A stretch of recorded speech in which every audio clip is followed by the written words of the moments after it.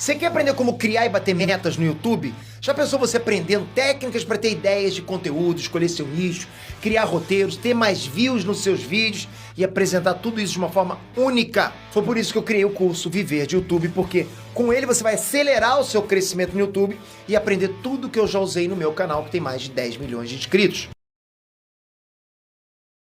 Eu acho que daqui uns 15 anos a gente vai conseguir ver de fato o quão importante foi ter sentido essa dor hoje, entendeu? Eu acredito nisso também. Acho que você tem razão. Vai ser um, sei lá, se vai ser um marco, se vai ter algum livro de história essa porra, porque isso aqui foi muito grande, envolvendo, sei lá, um comunicador. Sim. E eu não sei, cara, eu chuto que vão ter repercussões longevas, né? Tipo assim, vai ser um momento importante para a discussão da liberdade de expressão. E todo esse negócio que a gente falou do povo tá muito raivoso e se identificar com o primeiro pensamento que vem, julgar tudo, o poder da mídia, o poder do Twitter e tudo mais, eu acho que as pessoas vão começar a pensar um pouco sobre isso, vão entender que existe também essas coisas que a gente falou hoje aqui, vão só entender que isso é uma realidade também, essas ideias que a gente está falando aqui. Porque não existia essa discussão no Brasil. Ninguém falava sobre isso. Quando o Felipe Neto falou do Chomsky, lá eu fiquei, caralho, o Felipe Neto tá ligado nessas ideias? Pra tu ver como eu me sentia muito sozinho nessas ideias. E pra mim era mais eu e o pessoal da comédia que conhecia essas histórias de liberdade de expressão, a história do Lenny Bruce, que é um comediante que foi preso várias vezes por falar coisas obscenas. Ele é preso muito e por causa dele a liberdade de expressão é o que é nos Estados Unidos. Então, Nossa, eu não quero ser preso, não quero que chegue nesse nível. Eu acho que não tem mais como. Sabe que essa história do Lenny Bruce é muito interessante, né? Porque lá era proibido era proibido ser artista sem licença e era proibido falar palavras obscenas, boquete, cu, esse tipo de coisa. Era proibido. Não podia. Era um ato obsceno. E aí esse cara, ele sempre foi um disruptivo, né? Ele falava as coisas que não podia falar. A palavra N, por exemplo, que não pode se falar, ele tem um texto maravilhoso que ele fica usando essa palavra N sem parar na frente de um homem negro.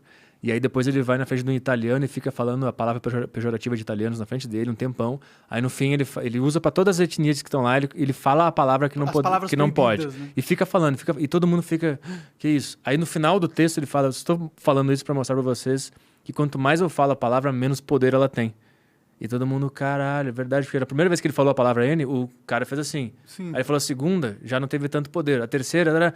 Aí até ele faz umas piadas assim, se o nosso presidente falasse... Eu não posso falar porque a gente tá no Rumble, essa palavra não sei se pode falar, mas a piada é a seguinte, se o nosso presidente chegasse a público e falasse, esses são os meus, palavra N, e essa palavra fosse falada naturalmente, ela ia perder o poder discriminatório que ela tem. Esse é o ponto dele. E por causa disso ele se fudia, porque ele tava usando a palavra que não podia. O Joe Rogan se fudeu por causa disso, né? Mas, tipo, o Joe Rogan tava discutindo o uso da palavra, né? O Lenny Bruce, ele usava a palavra para mostrar que o poder dela não tava na palavra, tava na proibição. Então, quanto mais tu proíbe uma palavra, mais poder ela vai ter. Ele falava isso, ele falava as palavras proibidas e tal, e ele ia preso por causa disso. Aí os policiais iam no show e ficavam esperando ele falar a palavra, e assim que ele falava, eles subiam e prendiam o cara. E aí, tanto que tem vários trechos dele no YouTube aí, que ele fica brincando com isso. Ele vai falar a palavra proibida, ele para, só que todo mundo sabe a palavra que ele ia falar e todo mundo ri. Ou seja, não adiantou nada, a palavra tá na cabeça das pessoas.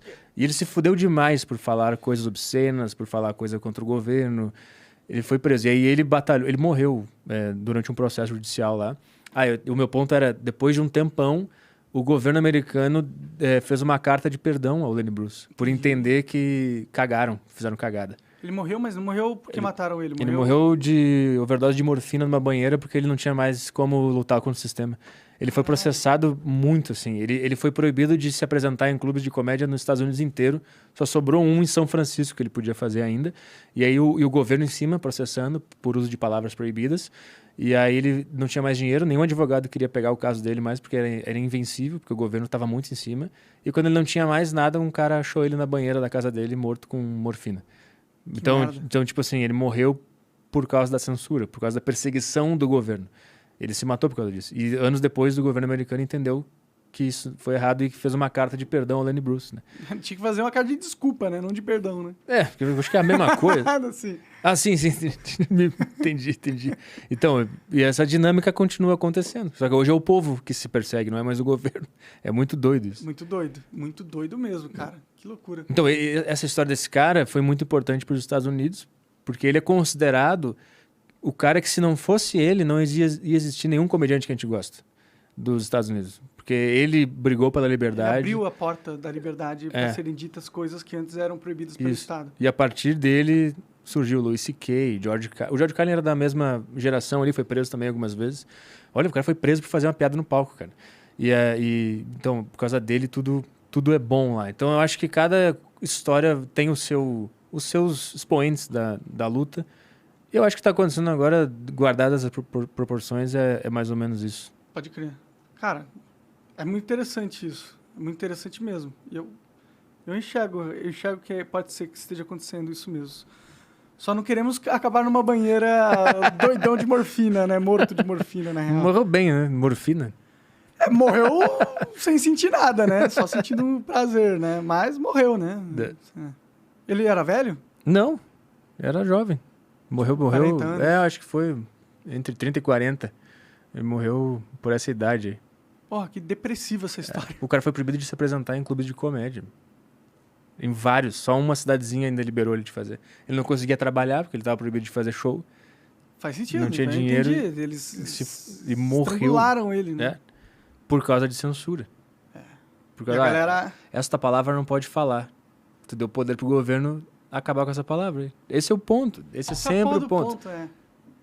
Esperar que essa conversa ajude as pessoas a entenderem um pouco esse ponto, né? Eu espero.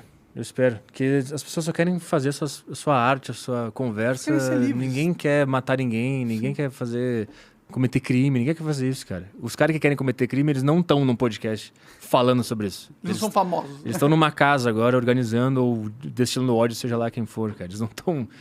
Que ideia é essa, né? Que o cara vai aparecer publicamente, sair falando, assim. Isso é muito doido, cara.